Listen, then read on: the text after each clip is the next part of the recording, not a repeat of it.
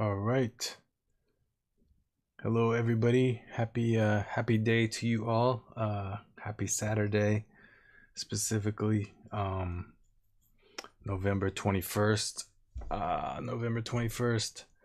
A lot of cool things happening today. Happy birthday to Bjork. Happy birthday to Erica Badu's Mama's Gun album. Happy birthday to my uncle. Happy birthday to my friend's mother. Happy birthday to Coleman Hawkins. All sorts of good stuff happening on November 21st. I hope you all had a wonderful week, and let's get right into it in terms of the information for this week. Probably going to be a pretty quick live stream video today, so if you got any comments or questions, just drop them in the chat and I will get to you. Let's see, I think that's it.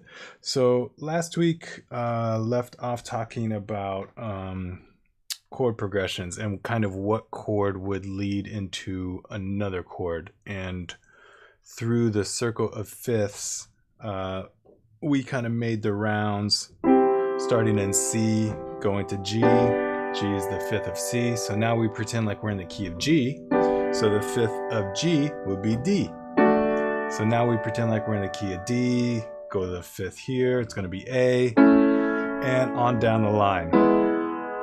Yada, yada, yada. Okay, so we can also go in the opposite direction of that circle. So from C, instead of C being our 1 chord and going to the 5 chord, which would be G, we could pretend like C is our 5 chord and we're going to our 1 chord, which will be F. And now F is the 1 chord.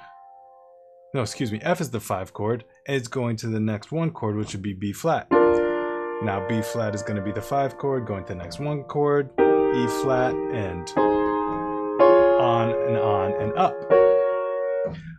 So those are both equally consonant, going from or. Those are both progressions that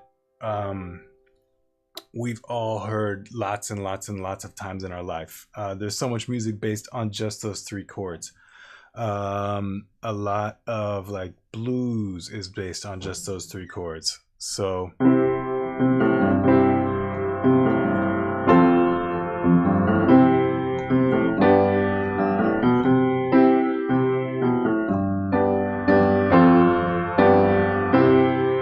you can write yourself a quick song with just that information and you're good to go. What I wanted to talk about today though was another chord that we can slip to. Maybe I should back up a little bit. One of the reasons that it works so well going from a 1 chord to a 5 chord is that when we're just dealing with these triads, C, E, G, C major triad, to go to the G major triad, all we have to do is drop our C down to a B and drop our E down to a D, and the G stays the same. So those chords are very close to each other. That's part of what makes it sound so smooth and pleasing and acceptable to our ears. So again, just the C and the E right there. It's very, very, very pleasing to the ears. And if we go up to the F chord from here, from C, E, G, we have C, F, A.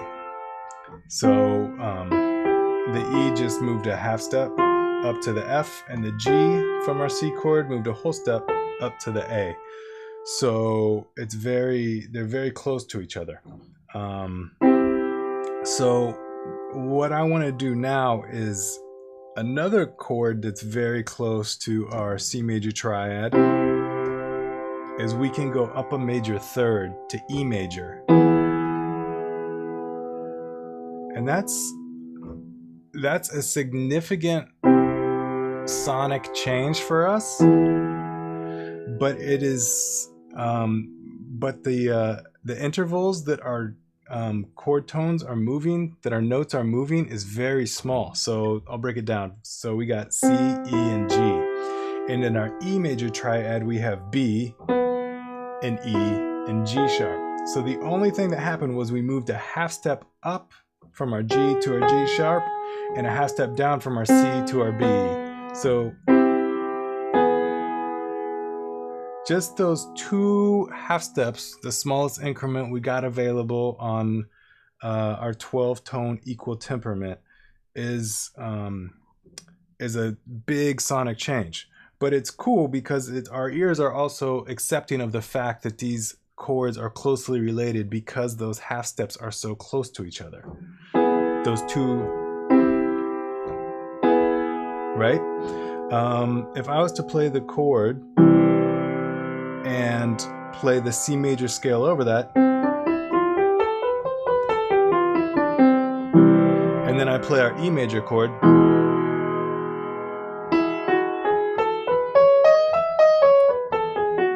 we don't have a lot of common notes between our C major scale and our E major scale. In fact, the only common notes we have are our C, E, A, and B. So that's really, there are not a lot of common notes between those 2 scales, but because those 2 chords, because their tones are so close, it kind of works. And it's a cool way to, like, if you are in, it's a cool way to modulate, to change keys, to add some new flavor into the music that you've already got, like an exotic flavor that it works, but you maybe were not expecting it. And so then we can also go, so now we're in E major, and so let's just go up another major third.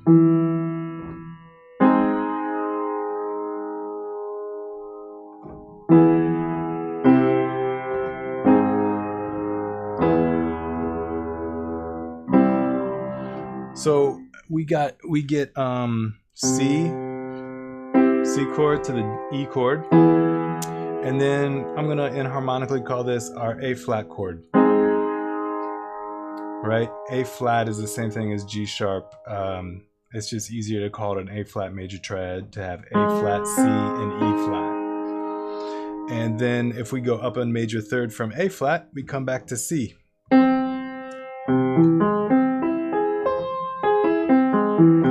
So those are just the root notes of the chords that we're moving through. So I hope that is kind of gives you some more options. It gives you some more pivots. So let's say we're in E, or excuse me, C, and then we go to the 5, and then we go to the 1, and the 4, and the 5, and the 1. And now we can do something cool. We can pivot to our E chord. And then this is another cool thing. It really can open us up in terms of, this could now be the 5 chord of our next key, which could be, so if this is E and it's a 5 chord, E is going to A, right? So it's a cool way to get yourself some modulation happening if you kind of combine the ideas that we were talking about last week and this week's idea. So I'll go over that again right quick. Into C major, to E major, and now we can go to A major. And now let's say we want to go up a major third from A major. That would be C sharp major. And now let's go up a fourth.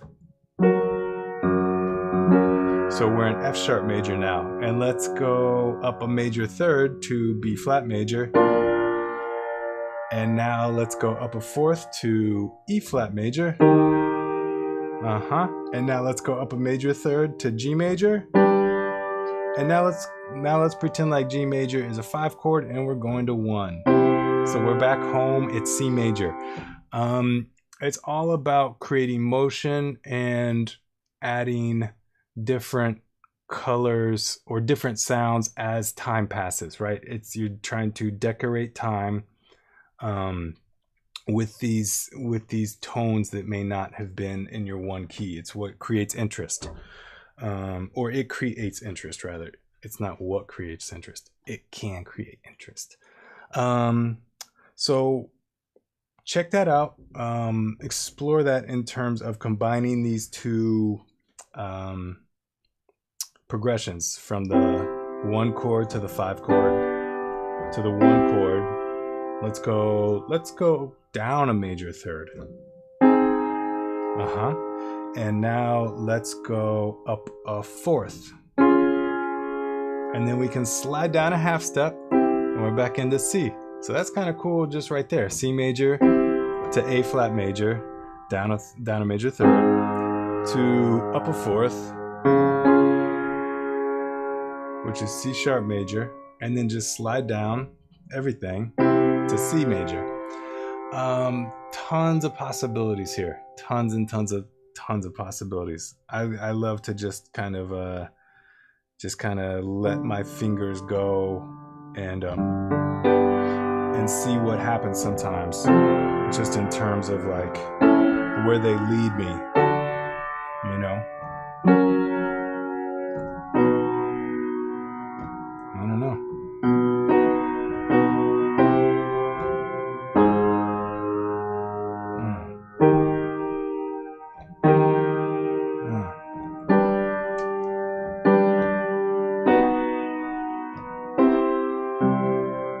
I don't know. There's tons of stuff to play with there.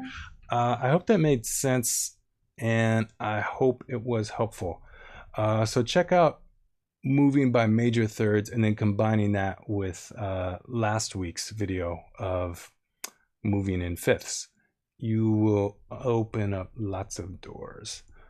Cool. I hope that was helpful.